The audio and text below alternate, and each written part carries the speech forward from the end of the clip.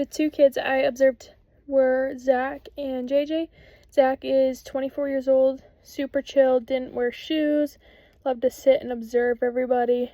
He had full hand function and could walk well, and he is nonverbal and has seizures a lot, but not sure of his actual diagnosis.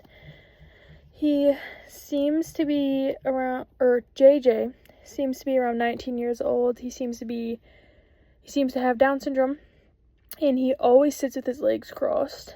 For what I observed of their impairments, Zach, he can't talk. He has fine motor issues and postural issues.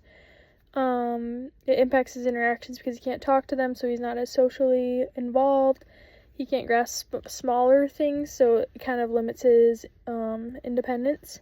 And then JJ was kind of hard to observe because all he did was sit there the whole time because they were in a lesson. He can talk, but it's harder.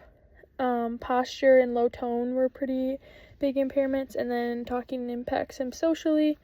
His tone and posture could impact his walking and sitting abilities, especially as it goes on. 3 strengths. Zach was observant. That was a good strength of his, as he was observant and was very in tune with his environment. He was able to pick up and move things that weren't smaller. He could walk and understand directions, and he used these strengths, but sometimes he didn't when he didn't want to listen. It impacts his movement because it helps him be able to participate more and move more, and it also shows that he can take some further advanced activities. JJ sits up, engaged, and follows direction for the most part, but he has a good attitude. His good attitude encourages his ability to participate and be involved, but he also does a good job at following directions, which would help with giving him activities.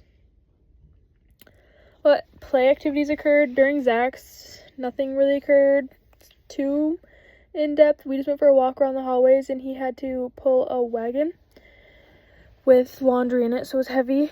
And then he got super overwhelmed with the people in the hallway, so it didn't last super long. And then JJ had a lesson plan regarding morning affirmations and readings, but this targeted his listening skills and talking. I lost my spot.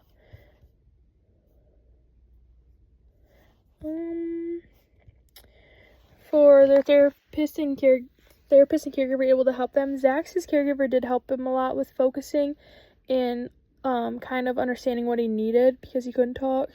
Whereas JJ's caregiver kept reminding him to stop trying to talk because he struggled with talking, but he still talked a lot because he would try to.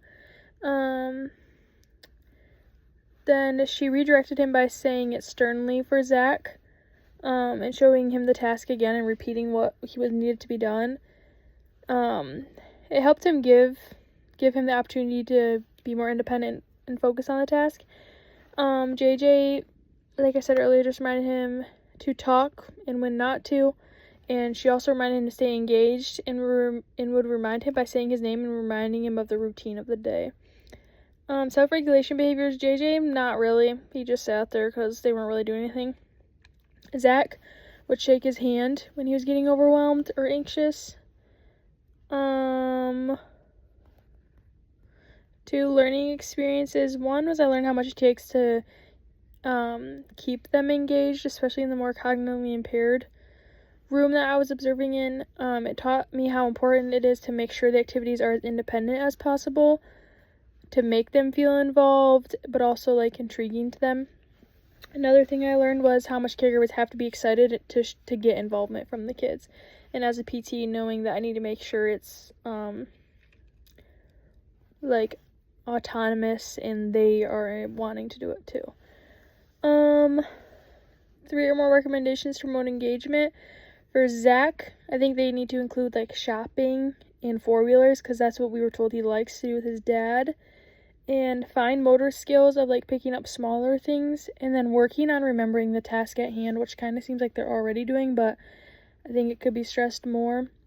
JJ needs to work on some posture and building strength, and then they were already working on, talking at the correct moments within a task and really saying whole sentences and not just one word or interrupting people.